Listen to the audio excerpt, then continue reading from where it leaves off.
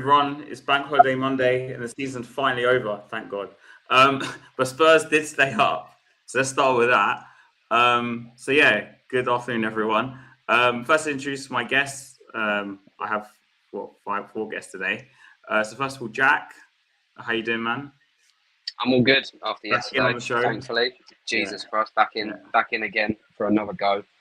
Yeah, mental scenes, but we'll all talk about that properly once you introduce everyone else. Yeah, and TJ, how's it going, man? Yeah, man, I'm good, my bro. How you been, man?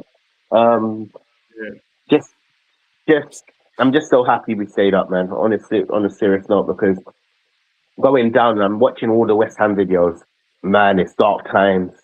It's dark times. I feel sorry for West Ham. No, generally, the pressure that West Ham's under right now, with all their debt and everything, man, it could equally be us.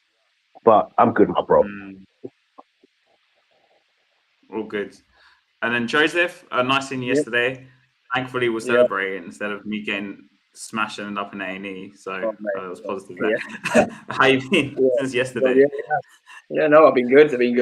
The hangover was worth it this morning, wasn't it? To be fair, I think one of those ones. But yeah, no, it's good. Look, I mean, honestly, what a night it was yesterday. I mean, just great to finally see a win at home. That's another thing as well. You know, not just staying up, it's a win as well. A win at home. So we've not seen that for 5.5 months. So it just feels great to end what's been a dreadful campaign, at least with a win at home and signing off there at least, and hopefully better things to come next season. Yeah, and Harry, finally happy to meet Happy Feet Harry. I'll do it this time. How you doing, mate? Oh, good. No, it's great to be here. And I'm glad Joseph said that, because I was going to say in my intro, so good minds think alike, I guess. So he's absolutely right. It's a home win. And we all were thinking about staying up, and I understand that. But, you know, when you think about it, it took a while. I bust a bit, but I thought, oh, yeah, we've won at home. And I know it sounds stupid because you're there and that, but you're so wrapped up in the moment of celebrating, of course, a win, but mainly staying up. But actually, yeah, that is the home win. And, you know, De Zerbi, wow, what a job he's done. Incredible. I mean, it felt inevitable we'd go down before he joined, even when he joined, even though he was a good manager, we were thinking, you know, set us up for the championship, really. That was the honest thoughts, I think, of the majority of the Spurs fan base. What a job he's done. And glad to be sitting here still as a Premier League side. Yep. What? Okay. Don't know what that is. But anyways, I'll start with you, Harry. First of all, going into the game yesterday, were you confident we're going to win? I mean, let alone draw. And how do you think the game went in general? I'd be lying to you if I said I was confident based on the fact that, you know, wins haven't come a lot for us this year, particularly at home. It's as simple as that. Let's not beat around the bush. Having said that, De Zerbi has installed that tiny bit of confidence to the point where you can go into a game and not be fearful. Of course, there's nerves, and now go into a game going, do you know what? I think we've got a chance. We're going to be in the game at least. And that is the positive, I suppose. But going into the final day, in reality, is it's in our hands. I mean, but it was against Chelsea. So again, you could flip that both ways, I suppose. But, you know, I was a little bit worried, but I think every Spurs fan was. But deep down, I thought that we'd stay up. I didn't think we'd win, though. I'll hold my hands up on that. I thought it would be a case of we need a hand maybe from Leeds United, or that we'd get a draw, which of course would be enough, whatever happened in the other game. Didn't think we'd get the win, but we did. Fair play. Everton have been really poor in recent weeks, but they improved in the second half, and I think gave us a run in for our money, and we managed to hold on. So, and I think we totally deserved it. Performance was good. I'd argue the best under Roberto De Zerbi, or one of the best of the season. Again, if we put it in a bigger picture. So I was confident deep down, but the nerves took over the kind of feeling of confidence. Every time I felt confident, it was just like, oh my God, we could still go down today. So it was nerves and confident, just kept kind of balancing each other out throughout the day. I'm quick to say mine before I said Joseph. I was like you, really nervous. I actually thought we would lose and Leeds and West Ham would draw, which would keep us up. That was my thinking. So I got those results completely wrong, because obviously West Ham destroyed Leeds and we beat Everton. And obviously I saw Joseph before the game and I was Mr. Negative. So in the end, I think I was wrong. But Joseph, how were you feeling going into yesterday's game? And how do you think the game went in general? Because I didn't actually watch the game with you. So how was it? I mean, the good thing is, before the game, I had a feeling we'd probably get a draw. I mean, as I thought, maybe West Ham might win and do their job, and then we'd probably get a draw and we'd just about stay up. But I never thought we'd win. But from the way we started the game, I had a better feeling about it. The more that game went in, the more the game went on. You know, the longer the game went on in terms of the first half. You know, I thought we played really well. We started the game well, had many chances. Should have scored at least like a couple of goals before we did score. And then after that, yep, he's joined us, the Palace fan. Henry's here as well. So just so you know, Harry, by the way, yeah. But yeah, hey, I was going to say, Henry. yeah, I'm good, man. How are you? We are staying up, yeah. Yeah, we are. Indeed. Yeah. Thankfully, yes. Thankfully, yes. Yeah. Well done. But I was going to say though, when the game started, I thought we were the better team in the first half by quite some distance. You know, we had a lot of chances. Gallagher won early on. Paulinho should have scored before he scored, but you know, Dancer had a chance as well, didn't he? As well, put wide. But you know, I just feel like one was going to come, and then you know, it was nice to actually equal Arsenal on the corner count as well. There were only 18 corners each after scored a goal from a corner yesterday. You know, and it's one of those scrappy goals. You know, I don't get how the goal went in. Scrappy goal, and you know, the main thing is the second half. And the thing, what I'm most impressed about the second half was when Leeds, when West Ham scored. I really thought, oh, okay, here we go, because there's remember because of the communication issues, we were 5 minutes behind them in timings as well. So West Ham, you know, had scored about 67th minute. I think it was like the 60th minute when you know when we heard the news that West Ham had scored. And then, but the way they managed the game in the last half an hour, plus the 10 minutes added time at the end, we had to play as well, the 9-10 minutes at the end. You know, I thought we managed it really well. And, you know, we kept off under huge pressure. We didn't bottle under it. So, well done to the players. Honestly, everything was great from that point of view. And before I go to CJ, Jack, you told me you only caught from the goal onwards. So how did you feel the game went from what you saw? Because I felt actually after the goal, we kind of got very complacent and invited them on. But what did you feel like it was going? Because obviously you didn't see us before we scored the goal, if that makes sense. No, I didn't see anything before we scored the goal because I had other commitments that I was doing. But I managed to listen to it on the drive back to where I was going, and I heard Paulinho's goal go in. I saw it come up on my phone and everything. So there's me screaming in the car, trying to get to where I need to be quick enough so I can get it up on my phone. So I caught majority of the second half, but I think defensively and trying to keep the ball out of the box, we played well. Other chances that we could have easily created could have been a bit better than that, but there was a couple of little slips towards the end. I mean, especially when it came to Kinsey's absolute mental save in the last couple of minutes of the extra time. That was scenes. It was probably, I'd probably say it was on par with the lead save, even though the lead save was a lot more acrobatic and it came off the post and it came out. But yeah, it was absolute scenes towards the end, and I think I pretty much collapsed when the game finished, because I think every so often I'd have one phone with the scores for the West Ham game and obviously our game, so it was a little bit in front as opposed to my phone. I had my phone with the actual game up, and I could just see, like, on the app that I have, it comes up with big chance underneath the team's name, and I could just see big chance for their second goal and big chance for their third goal. I was like, if we somehow managed to draw, like if Everton managed to equalise and they managed to score another one, I already know that we are completely stuffed at that point. But we managed to keep a hold of the 1-0 lead completely. No matter how scrappy a win is, a win at home is a win at home, and this win was probably the more vital one. And I hope that sort of tells the Spurs board that Paulinho really wants to be a part. He scored 5 goals from the midfield. I know. It's mental. He's come to us on loan for the whole season, and he's put in an absolute shift, like a massive shift. He played really well at Fulham, and he wasn't doing massively improvements at Bayern Munich. So getting him on loan was probably a saving grace, really, because we had Maddison go out injured.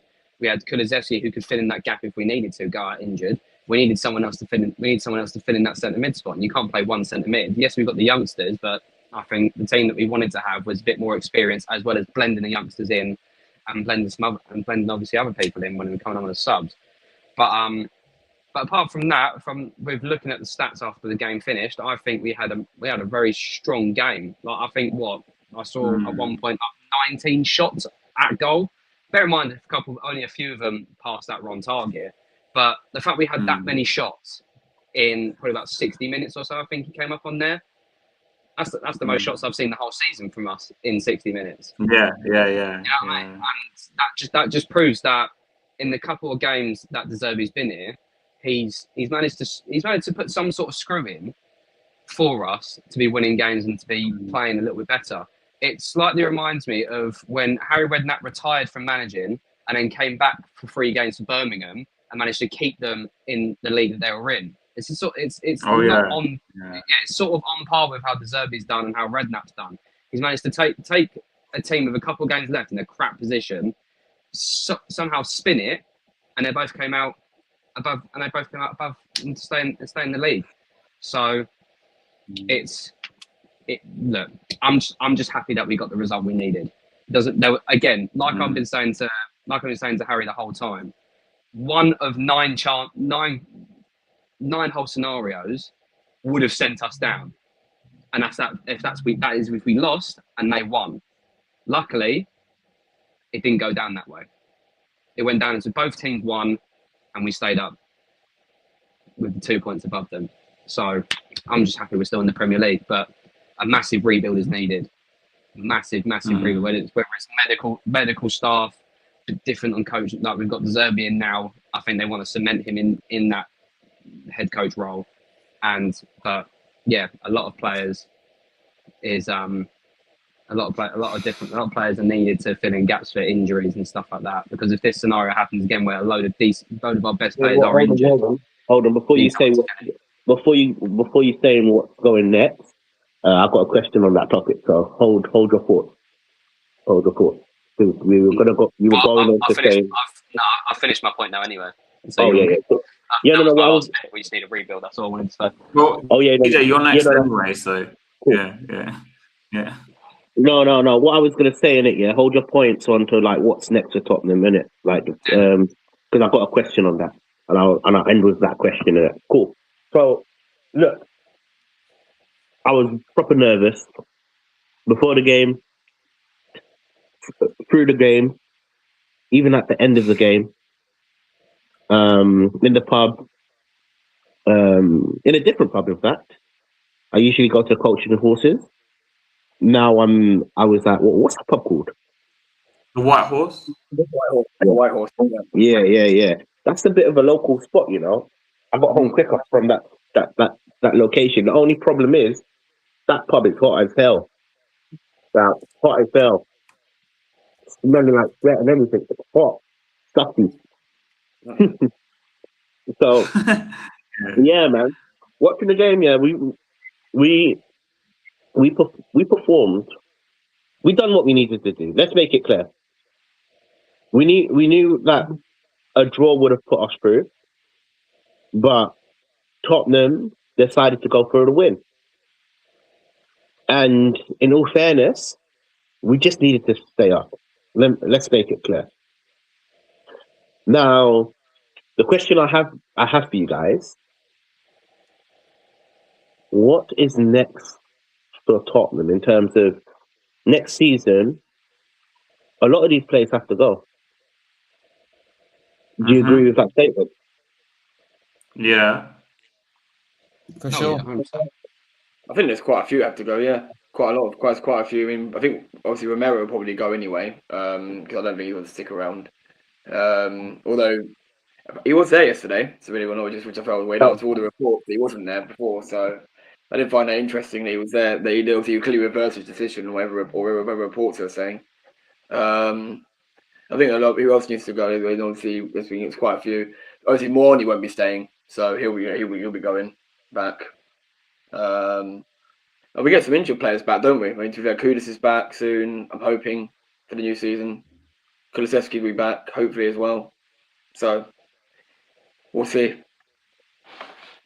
The question, but how can we stop ourselves from repeating this season? I don't want the season to happen ever again.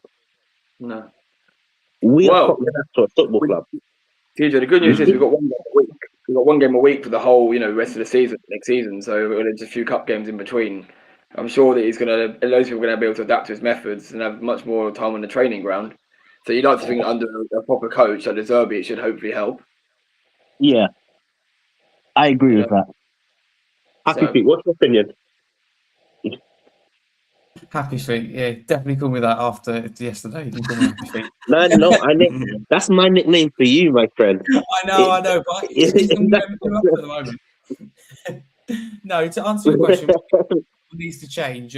Some would argue that one or two of these things already happened, and I put this out this morning. And funny enough, 5-10 minutes after that actually happened, I was like, "Oh, interesting." So, apology to the fans. I think who've been excellent and often portrayed as almost sometimes it feels like the enemy wrongly. Can we improve the home atmosphere? Yes. But yesterday was an example that we can get it right. I don't think the club have got it right, but the delivery, you're thinking, Harry, what do you mean? I mean, it is too neutral based. It doesn't feel like home. That's not a fan problem. That's a club problem that I think they've got wrong. So that's something moving forward, TD, actually to add in is improve the stadium. And I'm not talking about build a new stadium. I'm not saying make it bigger, but I'm saying make it more Tottenham, make it feel more like home. There's a lot they can do, whether it be engaging in more discussions or it's just very neutral. And I'm all for, do all these events, etc. But you wouldn't know really if you weren't switched on that it was the home of Tottenham. But yeah, an apology to the fans as well as that. I would make Maddison the club captain with immediate effect. I think he's the kind of role model you want on and off the pitch. I think we saw yesterday the passion he brings that we saw at the end. And some will say how much is for the cameras, but I think a lot is off the cameras. You hear things, I think, weekly with Maddison. You see things where it would be bringing on, for example, yesterday, a disabled fan who had never been on the pitch before in his life and really wanted to. Maddison recognised that, went out his way and was one of the last to leave the pitch. Little things like that, what he says. I don't know if anyone heard as well, one of his interviews in the mix zone yesterday. He just said basically that we were screwed till De Zerbi come in. He also called out the medical team. These things you don't hear like this. Yeah, very human. Really refreshing. So that for me has got to be top of the list. Captain. No, that's what you call a true captain. Sorry, you can carry on, but honestly, not that many people have actually mentioned Maddison's influence in these last games. Him just being there. Even when he wasn't playing, he was there. Look at the difference between captains. Look, okay, cool.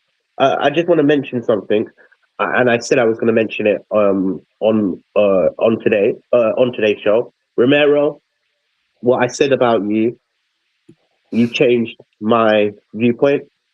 I said if this is true, he's not going to be at the final game. I'm going to reiterate.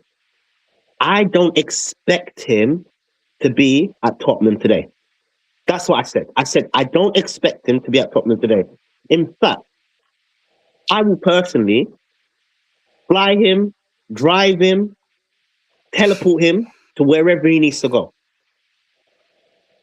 But look, he showed up at the last game of the season. Whether he needs to go or not, I take back what I said because that just shows some sort of commitment. Generally, I want him gone, 110%. This is not me taking a claim why Romero should stay. I just believe that I think his time is up as a captain. He's made too many decisions that have cost us. He's a hot, what would I call it? A hot wire. What Maddison shows, he shows unity. Even Ben Davis. These type of players show what it means to be Tottenham. But yeah, Karen, before I go on a rant, because literally, not a lot of people are talking about Maddison, and you brought up Maddison. Generally, what Maddison has done for these last 4 or 5 games, it just shows his characteristics. We needed leaders. We need leaders. This squad lacks in leaders. Maddison, Palhinha, for example. I hope we are looking to sign Palhinha. He's 100%. The certain player we need. We need leaders in this squad. We need experience. Maddison comes with experience. Palhinha comes with experience. And look, can I tell you another player that a lot of people are going to be like, why? He's not going to offer nothing. I know Ben Davis has an injury, but I hope he stays at Tottenham. I'm not saying he's going to be a first option, second option, third option, but just having that experience around the dressing room helps these players. I read today, TJ, that apparently they are considering keeping him around as like a not coach exactly, but something like that around the team, Perfect. or the club. If that's the plan, I'm for it. Yeah, no. Look, I'm not saying he's a mainstay in playing, but what I'm trying to say, Tottenham has lacked leaders for so long. Okay, Son was a great leader, or he came into empowerment, but what I've seen Romero do with his captaincy, I could never see Son. I could never see Loris. I could never see all of these captains that we've had over the last years. Even up to Lucas Moura has a better moral ethos than what Romero does. Like, honestly, he needs to go, in my opinion. That's why last summer, when everyone was saying, "Oh, we should keep Romero," blah blah blah, I was one of the few who said we should sell him rather than give him a new contract and make him the captain, because that's the only reason why he stayed. We gave him a new contract and he became the captain. I was one of the few who wanted him gone, if I'm honest, at the time. So I wanted Romero gone a long time ago, right? He threw Conte under the bus. Then he kept going to Argentina, playing for Argentina, and never turned up for Spurs. And the thing is that he was made captain. I thought that would change him, but I guess he doesn't want to be here. That's how I feel about him, right? If he doesn't want to be here, let him go. Yeah. Hi, guys. Hello, mate. Yeah, I'm all right. And you say, where do we go from here? Burn it all down. Yeah. I want a new Tottenham. Straight to the point.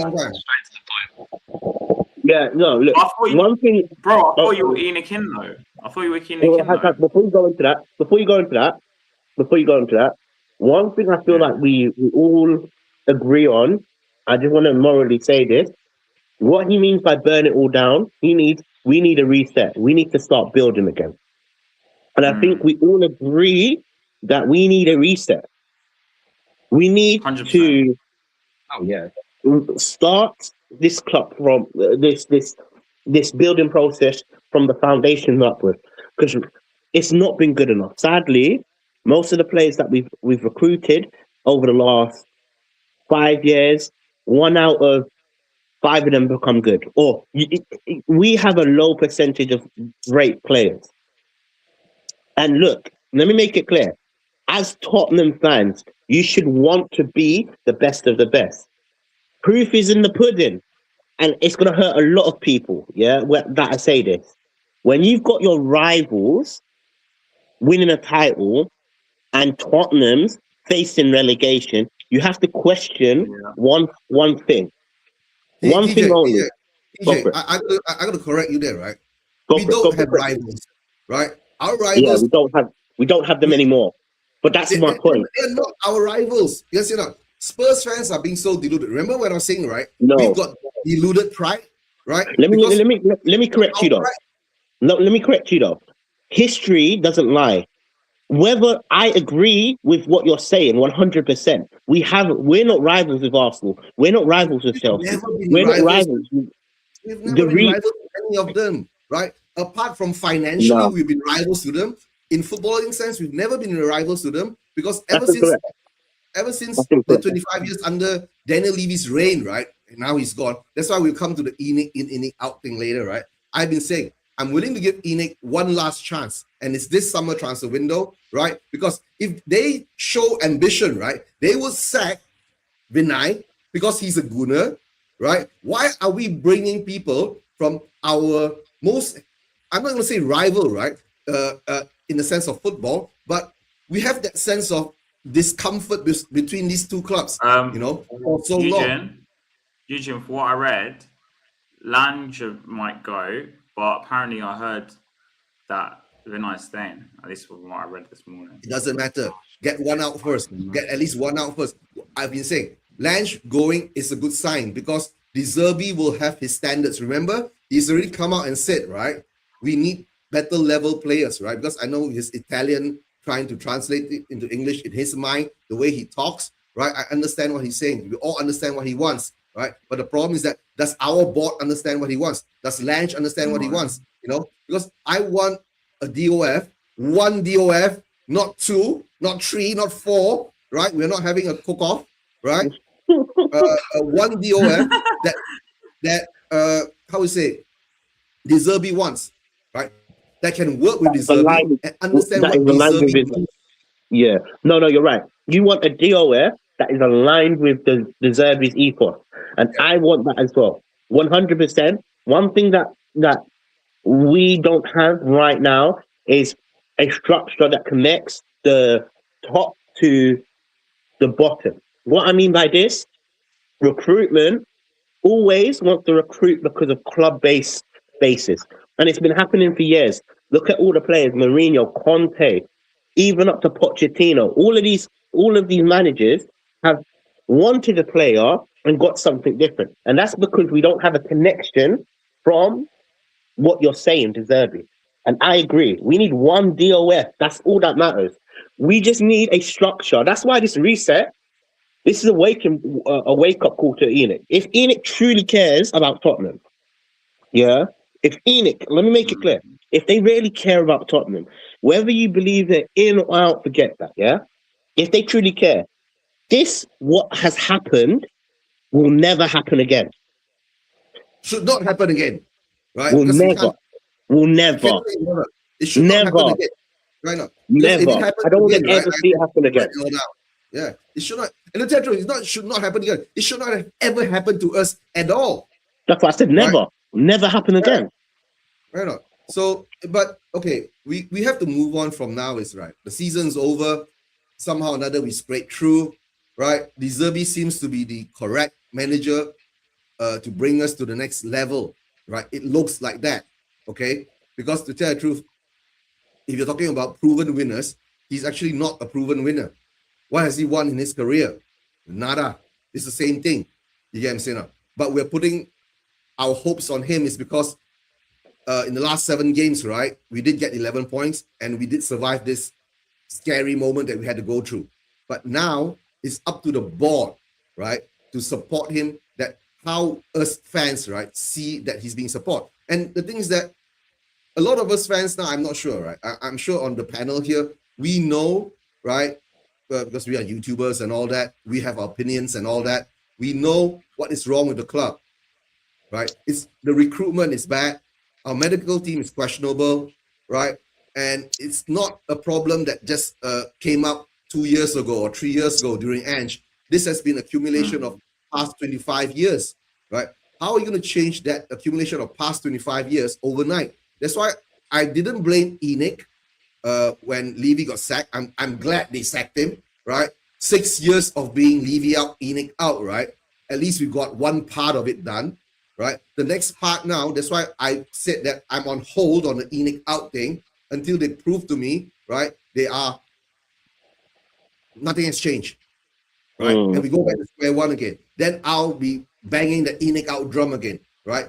But to prove, right, that we are moving the right step, Vinay or Lange has to go. But Lange can go first because he's DOF. He has to handle the footballing things and he hasn't handled it well. Everybody knows what he said in January transfer window, right? We have the quality here now and we don't need to get more players, right? And that's what happened to us, right? We had to go through the harrowing stage of nearly being relegated, right?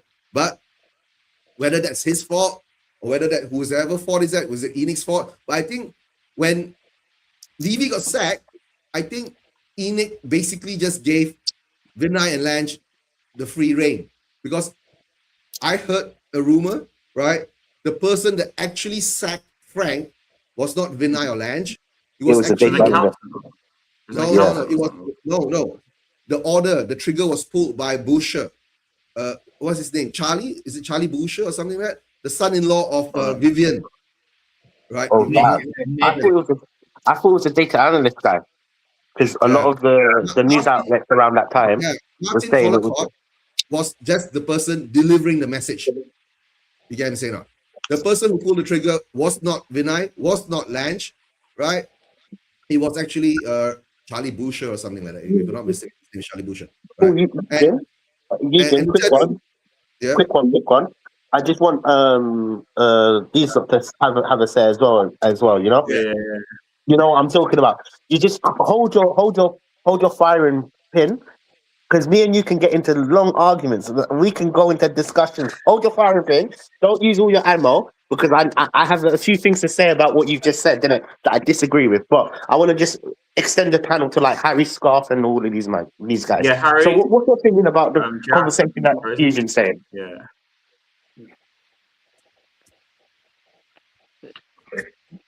Go on, Scarf, you first, mate. Yeah.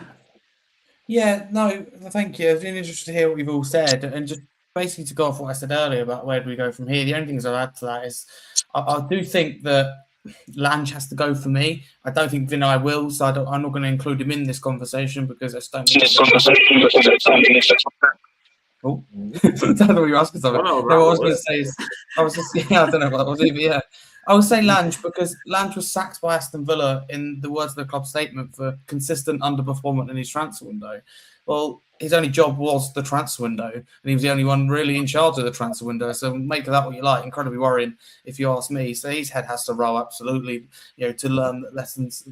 That's the thing. I think if you make Maddison captain, you sack Lange. I know it's not everything, but just those couple of things alone, particularly Lange going and says, okay, maybe they have learned a few lessons. The statement doesn't do anything for me, right? Because if you read the statement last summer, I mean, that's the most excited anyone has been over a statement. I don't know if people remember far more than this year. So I would not get excited by it. I don't want to be negative or anything like that because I hope I am wrong. I hope they have learned, but we haven't really seen anything much, if anything at all, to believe that they have changed. So we'll have to see. It's decisions that followed. I personally, I don't know about you guys, I'm not interested if we admire a certain player. I admire mansions or, millionaires, but it doesn't mean I'm going to become one. You need to actually come up with a plan to either be one or to be, ultimately, like in the case of players, it's to sign them.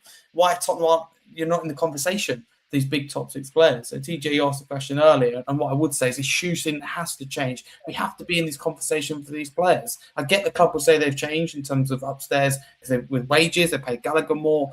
Before that, I'd much rather say actually, and I know that they go hand in hand because you have to pay the wages to attract the players, but we have to be in the conversation with these players. Like when Haaland made his move to the Premier League, it's always you heard, was it City, was it United, was it Arsenal? It's never Tottenham in these conversations, same with Gyökeres, whoever it may be. Whether they've worked out good or not is irrelevant. The big names before coming to this league, Tottenham are just never in the conversation at all. It's always Arsenal, it's always Chelsea, it's always Liverpool, United, City, the same every single year. So Tottenham need to involve ourselves in the conversation. I welcome the signings of Robertson and Senesi in many ways, but again, no other top six club are linked with the players as far as I'm aware. Please tell me if I'm wrong about that. But again, that is my problem. Fine by doing that. Add squad depth, fine. Totally better in some ways than what we've got because it just adds squad depth. But we know that'll be a substitute for going out there and signing someone that's better and ready to go. So that's my frustration. So yeah, a lot needs to change. Will it change? Well, I don't think so, but it wouldn't be fair to to make prejudgments. Okay, Joseph? Yeah, I agree with a lot of what you said. I agree with pretty much everything you said. Just when I would say, in terms of obviously Robertson and obviously the Senesi signings, obviously Senesi, I don't know if that will signal. Do you reckon that means signal that Romero's going then? If we're signing someone like a Senesi then to come in and have Busquets coming back from loan, do you think they'll be our backup? Do you think they'll be our centre back options next year? It'll be like I guess it'll be Van der Ven, Senesi, and Danso, and then who's the other one? Busquets. I don't know if Dragon's going to stay around. You still got Dragon's, don't forget. He's still around. Yeah, I know, but I don't know. Do you think he'll stay around? I don't know about Dragon's. I think he might go as well. So I think there'll be the four options. But as to more broader answer to the question, I don't know if anything will change in terms of, obviously we don't know. We can't know until summer. But they've got to. If they had anything about them, they have to be backing him, because the thing is that we've got the right manager now in terms of a project as we're going forward, and then. The fact of the matter is, if we don't back him, then we all know what's going to happen with De Zerbi later down the line anyway. Like, he'll get his frustrations, he'll start kicking out, and he'll end up leaving. So I mean, he doesn't stay long at clubs anyway. Normally 18 to 24 months maximum. So if you don't give him the backing that he needs, then there's really no point in him being it. So we need to do that in summer. It has to be done. So let's see whether we get him the players he wants. Jack. Because you're the one who kind of started this anyway. Where were you going before? Obviously, TJ stopped with that. Like, where do you see us going? When I paused you, carry on saying what you were saying. Well, I wish I could have forgotten half of what I said now, to be honest with you were going ham. You were drilling. Yeah, I was about to throw hands, and now my hands have just been like thrown out. But I think on pretty much on the basics of what I was saying is what everyone else has been saying. Like I've said to Harry Scarf so many hundred times, you cut off one head of someone and then two heads grow. We literally, that's the exact thing that's happened. We've cut off Levy's head, and now Vinay and Lange have grown, and they're not really doing the exact same. They're pretty much doing the exact same shit that everyone else thinks that they're doing, right? So I think Lange going over Vinay, but I think if either one of them go, it's a step in the right direction from the board's point of view, and also from the fans' point of view if you want to have more players come in. But if the reports are saying that Lange is probably going to go first over Vinay, and Vinay is not really going to go, I'm happy either way, to be honest with you, because a director of football is a person who's meant to direct the football aspect of this whole game, and clearly in the last 2 years we've been 17th. Take out the European trophy for 2 minutes, even though we have got that behind us. Take that out for 2 minutes, but staying 17th back to back for 2 years as a club that is always in the talks of Big Six, right? That's not where we should be, and that's not where, as fans, think that we deserve to be. But I think I'm more happy over the appointment of De Zerbi than I was over Frank and over Tudor, especially over Tudor. TJ knows what I'm talking about, Tudor. Don't get me started on him, because otherwise I've got a massive run about him. But this one's about the board. But yeah, those two managers, never wanted them in the first place. But I think we've done. I think the board have done one really good thing, is that it's signed Zerbi. The way that he plays, the way that he talks to the players. I've been seeing things that he's been showing players like their own highlights reels and saying, "Look at what you can do. This is what you should be doing." Right? You know what you can do. You know how you can play. Get out there and actually play the football that you know how to play. And for some players, obviously, it worked. Kinski worked immense, right? Had that mad stint against Atletico Madrid, came back 10 times stronger, and I've been so happy with him the whole time. If Vicario goes, I say give him the number one. Get someone like James Trafford in as a backup, sort of thing. Yeah, that's one where you have to go. If Romero goes because Senesi's coming in, fair play, jog on. What you've done and what you've been doing since you've had that captaincy, you've let it go to your head. You haven't done what you're pretty much there to be paid for. You can go as far as I'm concerned. I think one of our main things is keeping Van der Ven. I know he paused his new contract talks since over us possibly getting relegated. I think hopefully now from yesterday gives him a bit more of a boost to maybe get those talks recontinued again.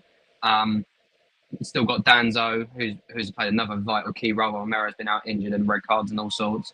I think having Dragusin sort of as a backup as well as Senesi, just in case them two do fall short, or if them two both get injured, that'll be another good backup as well, because we barely have backup centre backs anyway. And someone like Robertson, he's got a lot of experience behind him, winning Champions League, winning Premier League, winning all this, that, and whatever. Having him as another left back, just in case again and Dougie fell short, then it's another good appointment if we can get it over the line.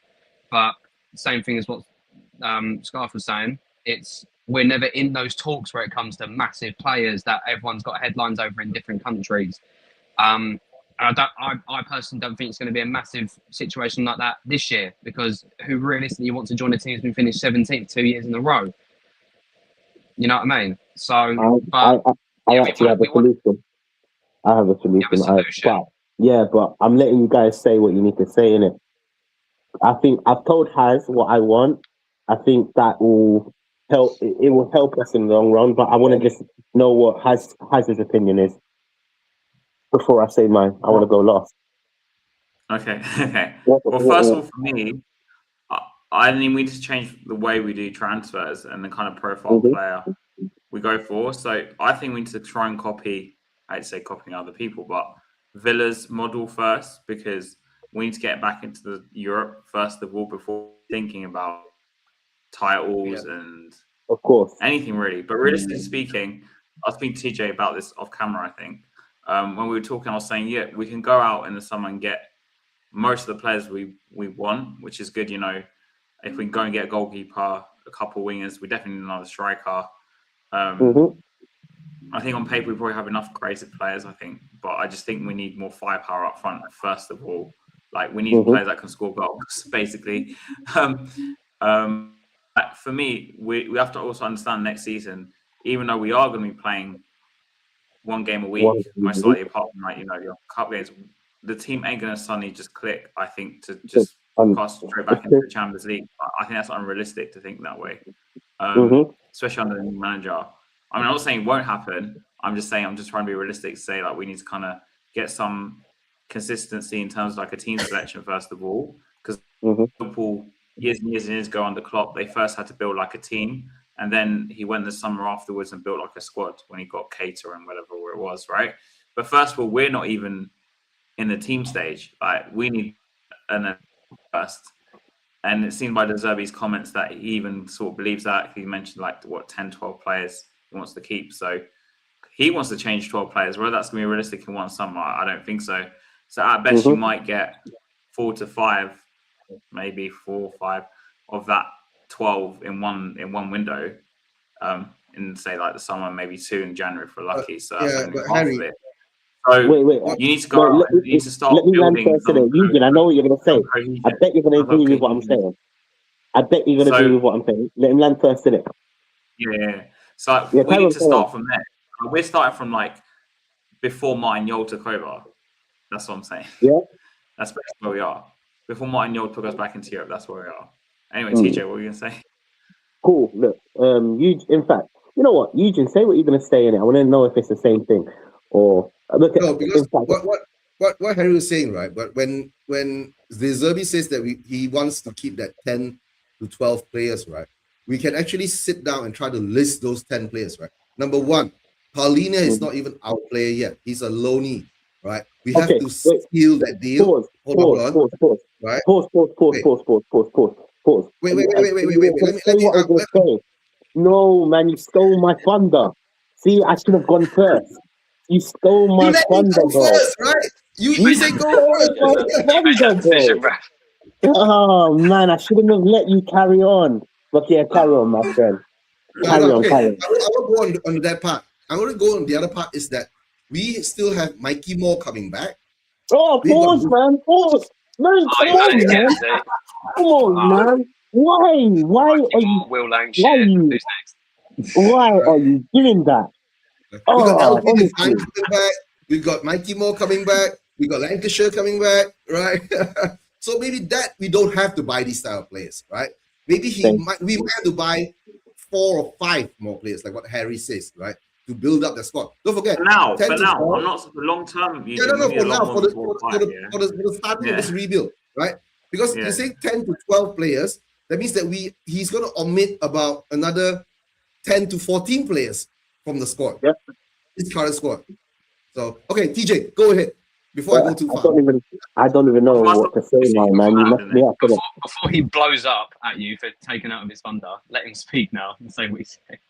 Nah, you know what, isn't it? You know, he said everything that I was going to say, innit? And that's why when he stopped Harry in his track, innit, I knew he had the same mindset of what I was thinking. So before this, I'd done a video when De Zerbi came in, and I said, one reason why De Zerbi will be a flop at Tottenham, and one reason why De Zerbi will be successful. I don't know if you guys watched this video, but in this video, I list what De Zerbi can do for Tottenham in the long run, but what it could do to us in the short run. And obviously, if we was to go down, it would have been a harder task for De Zerbi to get the players that he wants for his style, because as you know, De Zerbi is a good manager. The way he decides to. I'm actually I'm a big fan of him. Let me make it clear. Unlike Frank, I like how he sets up his team. I like what his morals. He don't look, if he wants to play a certain way, he will say, "I'm playing this style, and this is my style. This is what you've hired me for." Like a Conte, they don't really take BS lightly. But going on to what I was saying, what the main question is, what is next for Tottenham in terms of recruitment? One of the things that we lack in, and I mentioned this to Harry yesterday, Happy Feet, and I even mentioned it to the Haz. I've mentioned this many times. We lack in experience. Experience is one of the things where Tottenham right now don't really have. Okay, obviously we have players like Maddison and Ben Davis. And then you can kind of give Paulinho in that bracket. But Paulinho is not our player.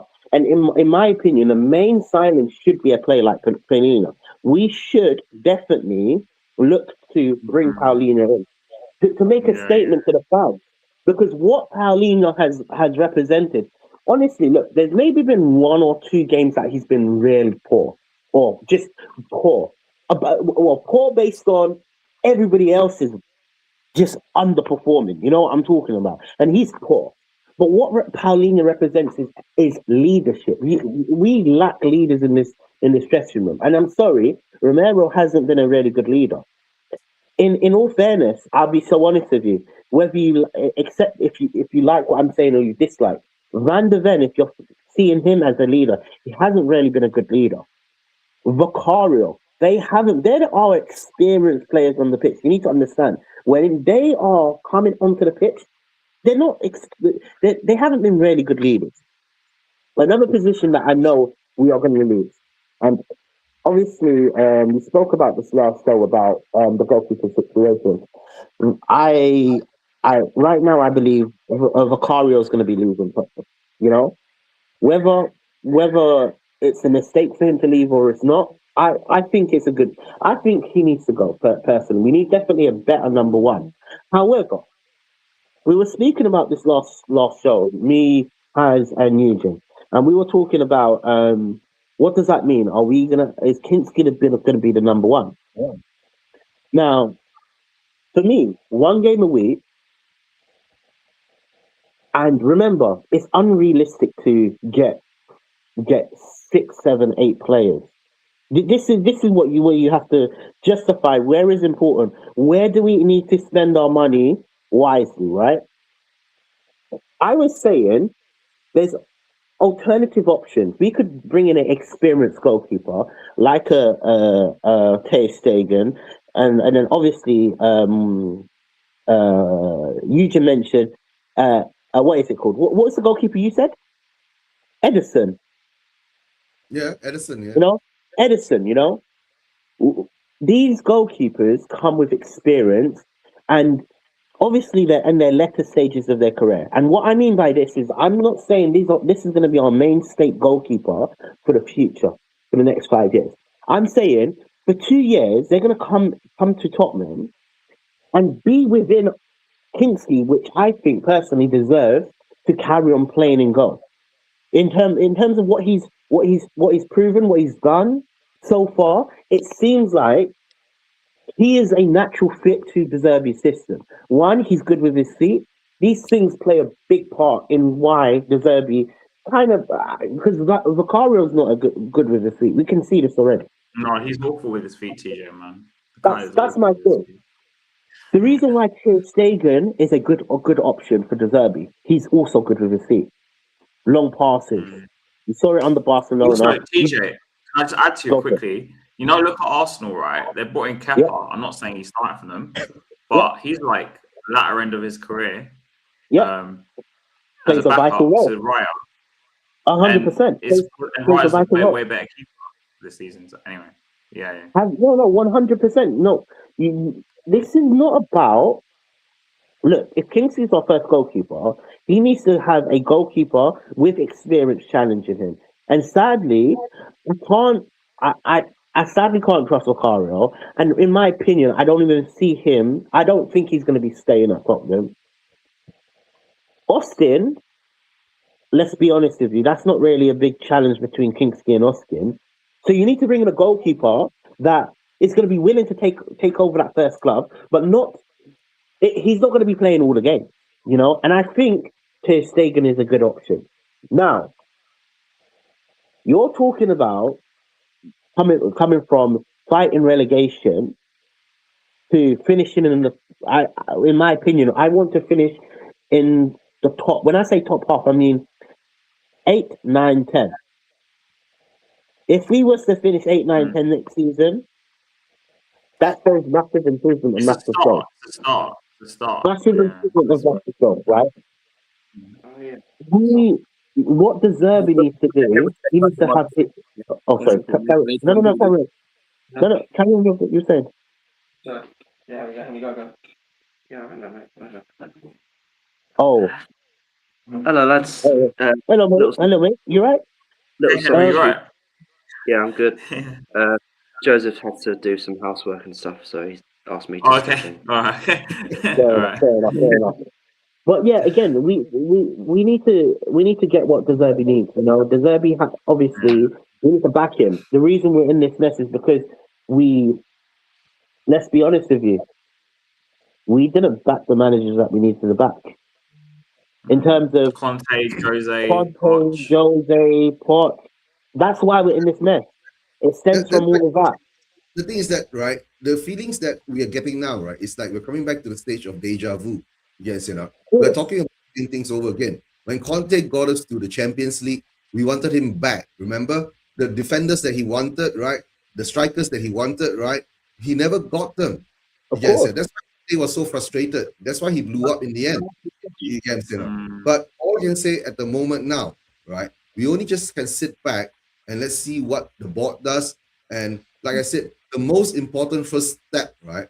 They have to settle that hierarchy at the top, right? Because the Lewises ain't running the football at the moment. I think they are more busy running the operations and the financials of the club because, like I've been saying, right? Once they sacked Levy pulled out all his fingers from all the buttholes, the shit is falling out, right? The operations is a big problem for ENIC at the moment, because now we've changed from PSR to SCR or something like that, squad cost ratio. There are new issues coming in the financial sense. And guys, remember, we've been making a loss for the past 5 years. Our accounts, right, has been in the red. And last season, we lost like something like 200 over million pounds on the books. You get what I'm saying? So they have a bigger headache there. Whilst us fans, right, to tell the truth, we don't give a shit about the finance, right? We just want to see the football, right? And we want to see us win things, And at the moment, I understand that we were 17 for the past 2 seasons. If our standards, right, as fans and accepting mediocrity, we ain't going to go far. That's why we must demand more. That's why I've always been saying, I don't want this Tottenham, right? I've been supporting Tottenham for 40 years. I've seen us go through the bad times. Remember, we were shitty at really one time, right? Don't forget, when we won the League Cup in 2008, right? One day Ramos got us in 19th before Harry came in to salvage that season. Yeah. Right? Yeah. So we are coming back to that again. So I don't want that anymore. I want us to progress. Okay, I would accept, right? 17th, right? And if even next season, right, we can't make Europe, just as long as I see the progress in building the squad overall, because you must understand, right? We said I think I didn't say this. I said this last night in another show on a Bournemouth Craig Beasley show. I'm not sure whether Harry, you know him or not, right? I know. I know. Yeah. So I'm saying this, right? The Bournemouth fans, right, will never protest against their owners because they are happy where they are. They know where they are. And they're in Europe, in the Europa League, right? They're ecstatic. But I did tell them one thing. Guys, be ready, right? It's 2 games a week, and not many teams are able to survive that. You know what I'm saying? You will drop off unless you can build your squad. So I want to see our squad being built. Bring, like what De Zerbi said, I want 2 players in every position, right? 2 top quality level players in every position that gives me a chance to fight for something, right? And I don't want to go through this pain again, And he said the same thing. I don't want the Spurs fans to go through this pain again. I myself don't want to go through this pain again, right? I want us to progress. That is the most important thing. But before we can do that, Vinay and Lange, they have to solve that problem. Okay, even if they don't sack Vinay this season and they replace Lange with a DOF that De Zerbi wants, I will be happy because I expect Vinay to be sacked the next season. You get what I'm saying now, right? Because we need to get, our recruitment team needs to get players that wants to play for Spurs. And it's shown, like Paulinho, he really wants to play for Spurs. You get what I'm saying now? He showed it on the pitch, right? And to tell the truth, right? Conor Gallagher, I think he's a leader too. Yes, and we need He's a leader. He's a leader. Conor Gallagher is he's a leader too, right? So Gallagher's a leader, Paulina's a leader. We've got leaders in the midfield. Then we need a real leader in defense. VDV, young, he will get it along the way, understanding everything. Our front line is shit. Burn them all, right? We don't have a leader in the front line. Burn them all. You know what? You need to remind me when we do our intro. No, you just you need to remind me to use that shit. Burn them all, man. That is you. That is you. Guys, after we saw Harry Kane, right? We were lucky we had Son. Son was still that leader in the front line, right? But of course, last season for Son playing for us, he started to drop. So the levels that he couldn't produce in the Premier League, but at least he's moved on to America and he's producing those levels at the American level. You get what I'm saying? So we need to get someone in that front line, 1 or 2 more players, right? That we have to identify whether we're going to get them from the Premier League, right? Or maybe outside the Premier League, or maybe we can bring in Ivan Toney in, right? Bring in Ivan Toney back from Saudi. He could be the revelation of the World Cup for you guys know, right? Bring him in, right? Put Lancashire with him, right? And at least there is a mentor and a disciple kind of relationship going on. And maybe Lancashire will learn something along the way. And with Mikey Moore there, right? And he builds up the front line properly and teach them how to do it. Is I don't think we'll sell Richarlison and Solanke. So I don't think they're going to do something like that. I don't think that's I think Richarlison is going, right? There's rumors that he wants to go back. He'll keep Solanke because he might have to keep him. I don't know. We get it every season, don't we, with Richarlison? We think, this is the year he's going to go. Oh, he's linked to Saudi. He stays. Never goes. Last season, Jack, you're correct. Last season he was linked to Saudi, right? And he didn't want to go. But he's not in the Brazil squad. Will that change something? Because he's always said that I'm here because to get in the Brazil squad. I just haven't thought of that. That's interesting. That could change. Yeah. Or go out there and get Igor. You remember what the Igor Thiago, right? The Bournemouth striker. The Brentford striker. The Brentford striker, not Bournemouth. The Brentford striker. No more Bournemouth strikers. One of them. File the Yeah. Get him in too, right? Because he's proven in Premier League. I think he's got what? Igor Thiago is a good choice. I actually quite like him. I think he's a good choice. But we've got a striker and a winger 100%. Yeah. That's true. Harry, do you have any people in mind you want us to target that's realistic? I mean, obviously we've got Senesi and Robertson now, so in the front line, is anyone else you think we should look at? That's a great question. The first name that comes to my mind is Mane of Wolves, and I know again that kind of breaks what I've said in terms of we've got to buy from bigger clubs, but I do think this kid is an exception. I think he's absolutely amazing. Looked pretty good. Wolves. Shining light on what's been a very miserable season for Wolves under 2 different managers. Really, they've improved ever so slightly, but they're going down to the Championship. I can't sit here and tell you I think they're coming back up. Some think they will, but again, haven't showed me enough to go, they'll be okay. I'm not sure about that, but he absolutely needs to get himself away. I think that hopefully we'll go in for him. But apart from that, it's really difficult. And I hate to be that guy that Scaffy, would you take Somerville on the wings? I think it's a good choice. I like Somerville. I would, I probably would. That question as well, to be fair, about Somerville. I've sort of talked to Bowen, but that's just not going to happen. He wouldn't. I don't want Bowen. I don't want Bowen either. I don't want him. I'd rather Somerville over Bowen, to be honest with you. Hang on, that's a great show. I hate Hackney. I was thinking about him the other. He's fantastic. You've got to have him, Tom Akliouche. I mean, every year we're linked to Akliouche. I think Mane aside and a couple of others aside, you've got to start thinking big. And like Bournemouth, for example, in Europe, Alex Scott, Alex Scott, and Anderson, Alex Scott's a Spurs fan, isn't he? So, That's right. That's the weird thing about Spurs, right? We never recruit, right, players that actually are Spurs supporters. You know what I'm saying?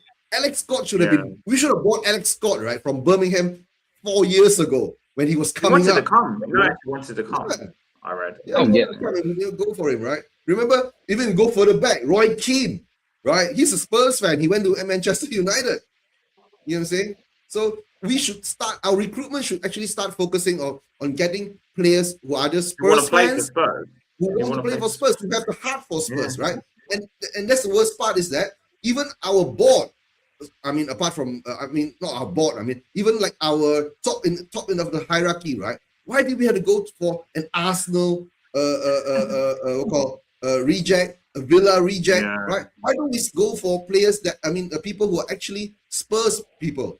You guys know, go back to the old guys, bring back Mabbott or Perryman or someone, right? Who loves Spurs and run if they don't know how to run the operations of the actual football club, get some professional to do that, right? And he can learn along the way, right? But the footballing part, right, it's the passion that we need, that people there who are Spurs people, right? Not get other clubs people, right? From Juventus or from Aston Villa or Arsenal or Manchester United, right?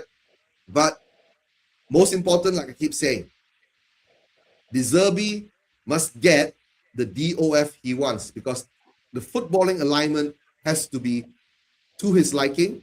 If not, he has got a track record of what we know, right? Jack? I don't know where TJ went, but Jack, what would you do to that front line?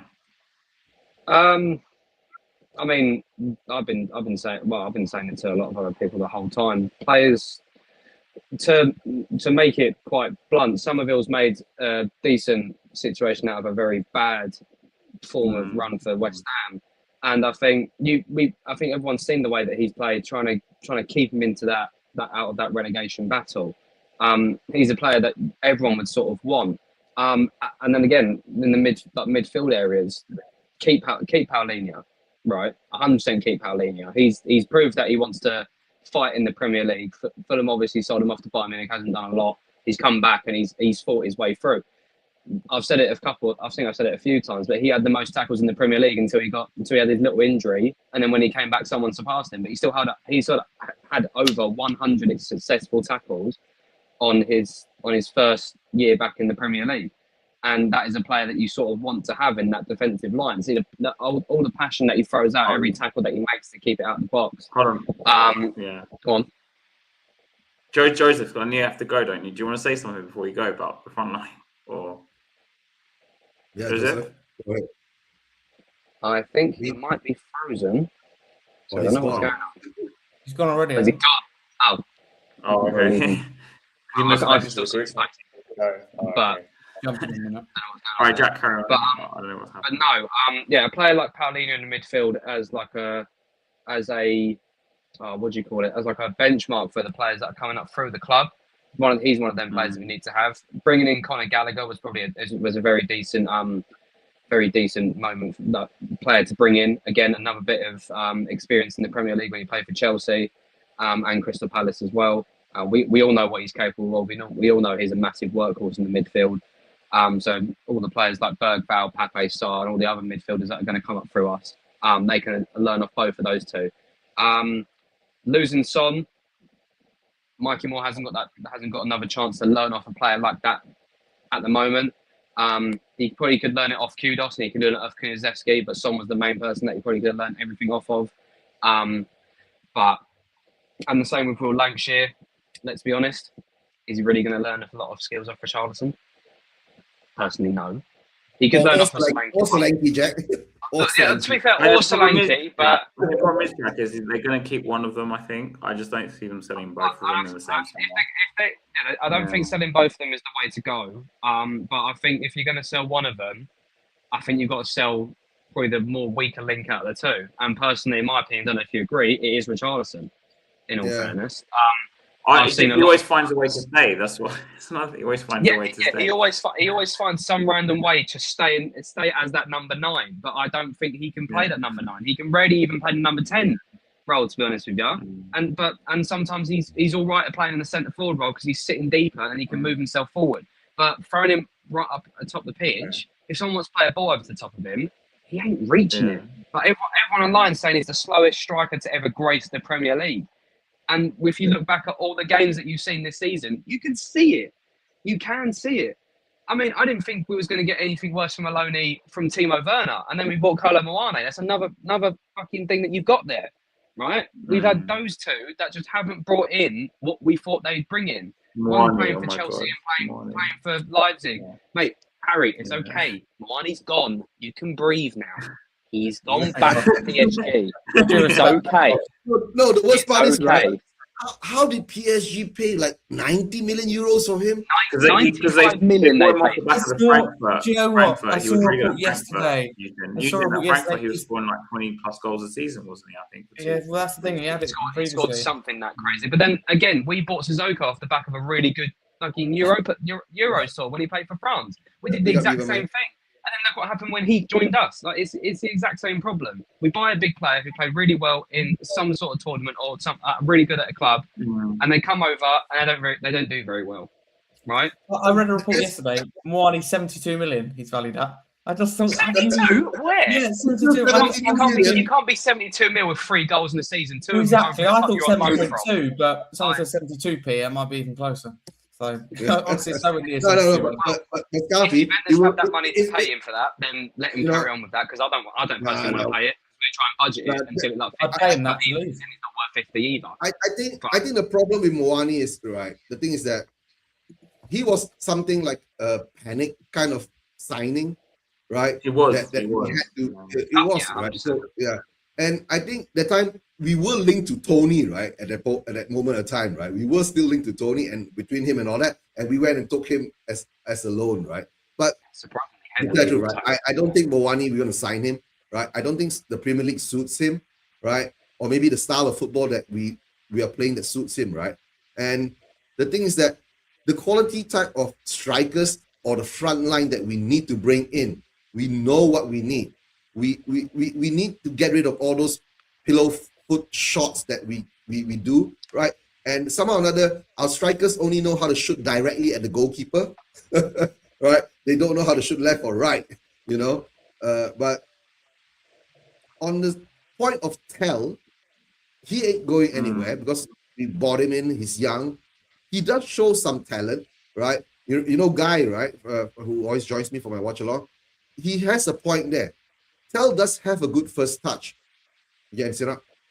But he can't convert from then onwards. You get what I'm saying? Right? So that he has to improve. And let's hope maybe De Zerbi can actually help him out on that point. And we need strikers who actually know where to put the ball into the back of the net. It's not just about the power. It's more about the placing. Yes, we see our strikers or our front line, right? Whenever they get a chance, it's just either soft shots at goal or hard shots directly at the goalkeeper.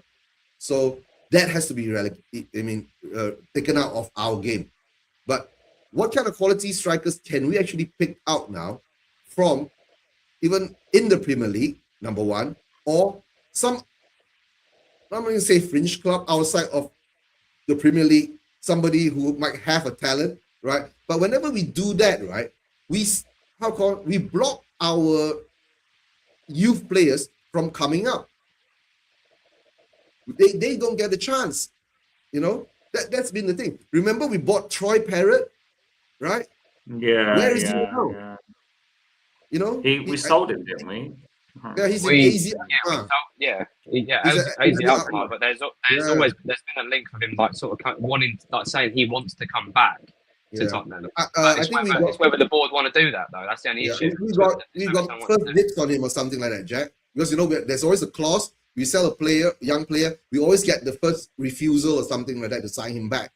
Before exactly. If we refuse that, then we're not doing the right thing because he's a striker that is now coming out of Tottenham and improving himself in AZ Alkmaar, especially when he was in the Europa League last season when we played him.